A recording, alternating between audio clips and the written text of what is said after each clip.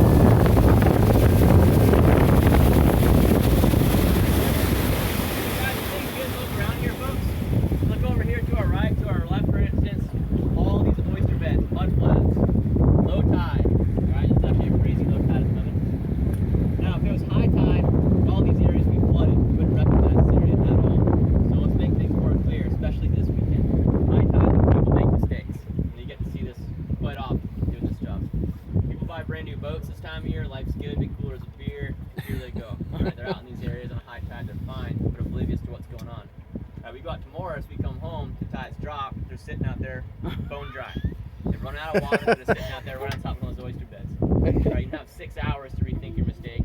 You should have packed more beer. So that's really what I'm trying to teach you in kind of a humorous way. Is every 6 hours, our tides do change in Charleston, which means we have semi-diurnal tides. So semi-diurnal means you get 2 lows and 2 highs a day, 6 hours apiece. Our range in Charleston, about a 6-foot tidal swing on average. That's a little different at the moment. We just had a full moon. That's enhancing our tides at the moment. We're having about a 7.5 to 8-foot tidal swing. All right, so a little bit of a different week this week. And you want to talk about oysters, so we can chat about them. We're going to talk about them more, but from a harvesting standpoint, guys, we're trying to eat local Charleston oysters. We're shut down. We're not going to be opening our beds up until about early October. All right, so the reason is they're mating, and more importantly for our sake is our own safety. Anybody know what oysters do for the environment? Filter the water. Very good. All right, they're filter feeders. Enzymes in your kidneys break down a lot of pollutants and bacteria. Warmer water, more bacteria. It's a natural occurrence. If those enzymes get overwhelmed, bacteria can linger in the oyster. You eat that oyster, you're eating potentially that bacteria. So 2 reasons why we have that season. If you're harvesting out here, when here in Charleston specifically, you pick up a cluster. It's never really one single oyster. So a harvester will rotate that cluster of about 12 oysters around. They're trying to identify the adolescents and the matures, where they are in the cluster. They'll hang on to the matures, take a little hammer, whack off the adolescents. That way they can remain on the bank, further develop, reproduce, keep the party moving. All right, keep it sustainable out here. Like I noticed down next to where we were docked that there were all those shells. Is that where y'all are depositing? Yeah, so they're building the bank back up. up? Used shells, our consumed shells. Right.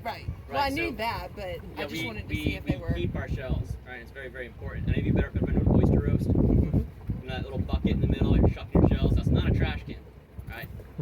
People always throw like utensils. If you ever see you can be the hero at the party, be like, don't do that.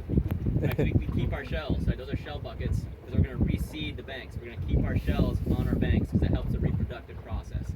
The reason oysters come in clusters is a spat, which is a baby embryo for an oyster, it needs a surface of substrate, a hard surface.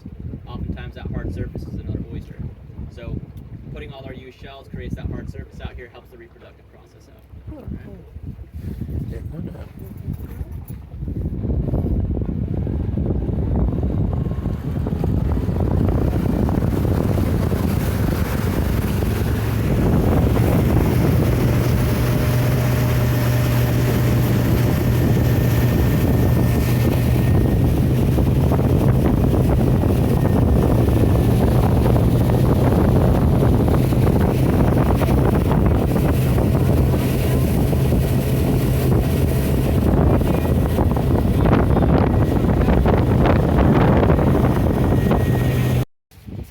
Single-handedly the most important stuff out here.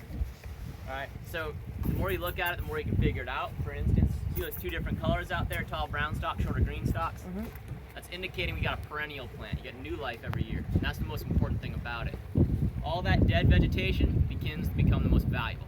And what it does this time of year is it starts to break down, it starts to decompose, and form something we call detritus. That's just a fancy word for organic matter broken down, decomposed. Now what this dead grass and detritus does is with our tides, it's finding its transportation to the ocean. By then it should be broken down so much it's microscopic. And it will be feeding our smallest living organism in the Atlantic Ocean, plankton. Two types of plankton out there. Phytoplankton, not the one we're talking about. They have chlorophyll. They rely on this guy. They photosynthesize to get their energy. Then we have zooplankton, the plankton we're referring to that preys directly off this dead grass and detritus. So this plant's main responsibility is actually to help kickstart the entire food web in the Atlantic Ocean, feeding microorganisms. That's where life begins. Now,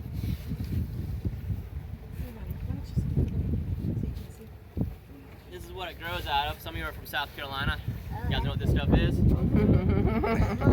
Muck, pluff mud, right? You ever touched it? Yeah?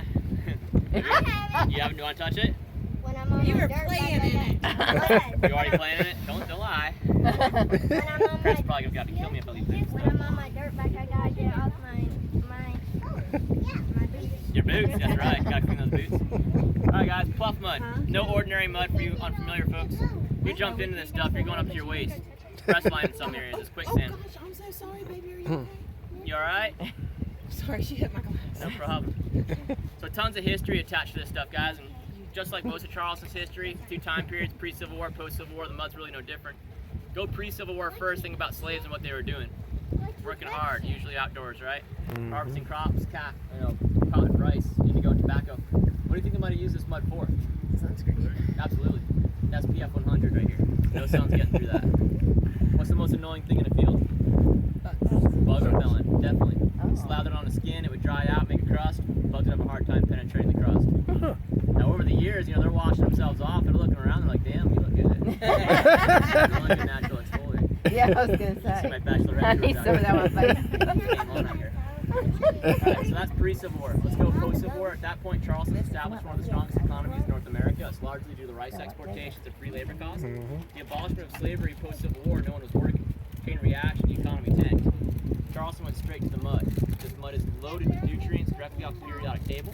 Nitrogen, phosphorus, and potassium. So Charleston began to extract the phosphorus out of the mud for fertilizer. Sure enough, it made Charleston the biggest fertilizer distributor in North America, one of the leading ones in the world. The economy started stabilizing. Charleston was doing well financially again. What paid the price? Absolutely. Took the nutrients out of our soil. It took a couple of years to occur. Spartina grass began to die off. Detritus wasn't important to plankton. We had what's called an ecosystem collapse. Everything began to fail. What's up? What is that white stuff in the mud? That's just some foam right there. Foam, that's just some sea foam. Probably from all the wind out here. So guys, we got our Spartina, we got our pluff mud, one more ingredient. We kind of chatted about them a second ago. Oysters. Filtering our water. Any idea how many gallons of water one Charleston oyster can filter in a day? What'd you say? 50. Right on it. That's $5 off your tour right there. Oh. Pay the man. Pay the man. Alright, very good. He's absolutely right. Nailed it on the head. 50 gallons of water. That's one oyster, guys. Wow. You have any idea how many we're passing today? Yeah. Just on our simple route? Over 5,000. Oh, gosh. Billions, man. Billions. Yeah. Billions. We're talking crazy statistics. So at the moment, guys, it's low tide, right? Just to pull this all together. Any minute, the tide's gonna start rolling back in. Incoming tide from the Atlantic, estuary rips into gear. Oysters are filtering all this new oceanic water arriving.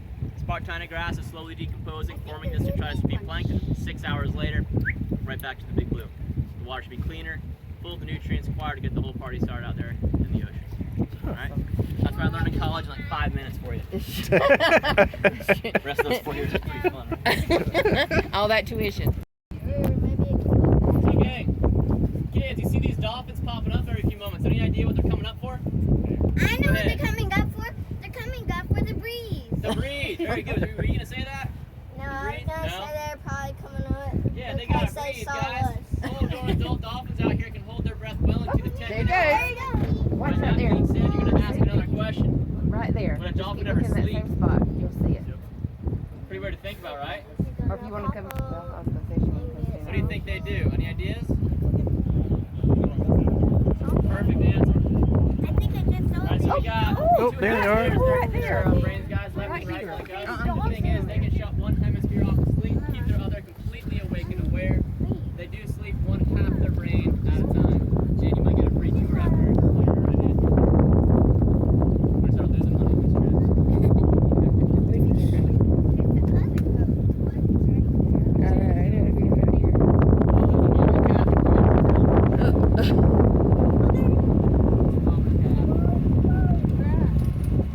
Got it, guys. There's Rudy.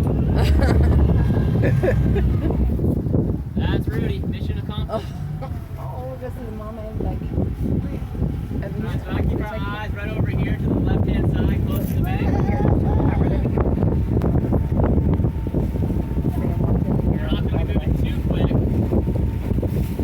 We gotta see if you can see that cat on the left-hand side. See how it's much harder. So guys, this is about a week-old dolphin. Alright, Mama gave birth to this calf about this time last week.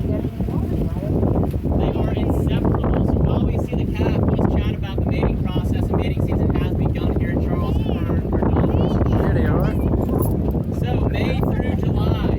May through July. These are our dominant mating months. Alright? When a female is ready to mate, her belly will turn a slight pink color for a prolonged period. Males pick up on this, they should be responding. You have about 5 males surround the female. What's up, Captain Lynn? Hey man.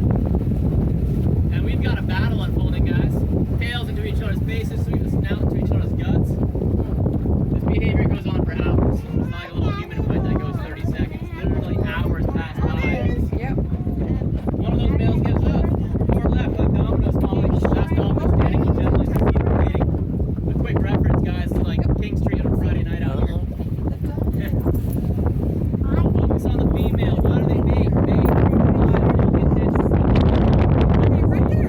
That's a 12-month period, guys. 12-month period. That means our dolphins in Charleston strategically make habitat forward May through July, right? Warmer water, productive with nutrients, getting these youngsters started to become healthy. It's good news. So this time of year is exceptionally cool because we do, as I said earlier, welcome our Rudy Rudiger. Mission accomplished. I think that puts us at 4 dolphins, my dear. We're getting there.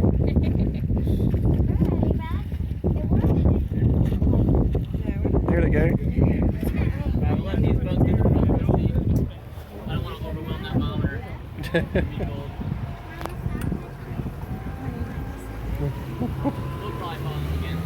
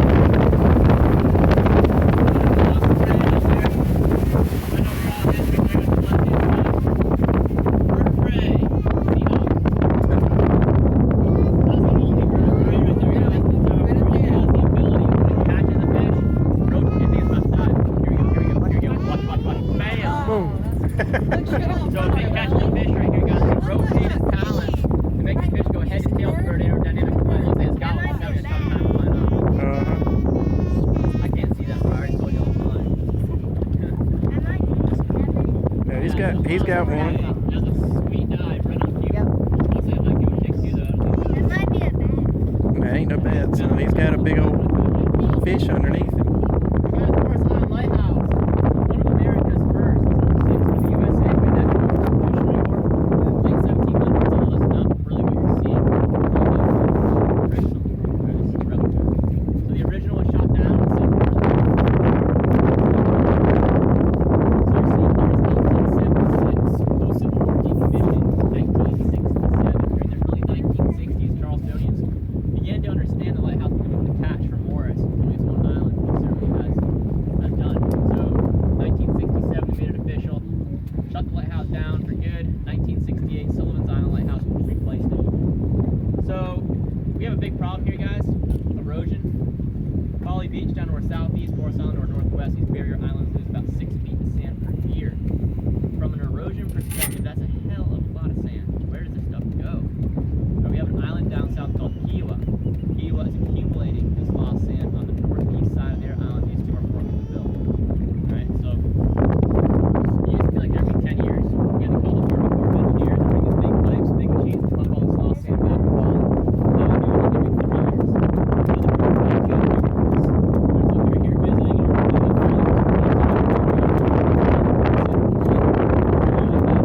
Folly,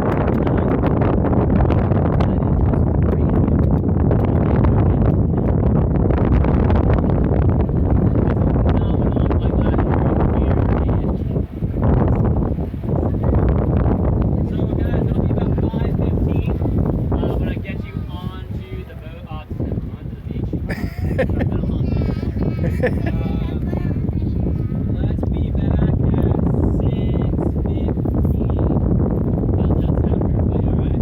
Okay, we get some fish shells. And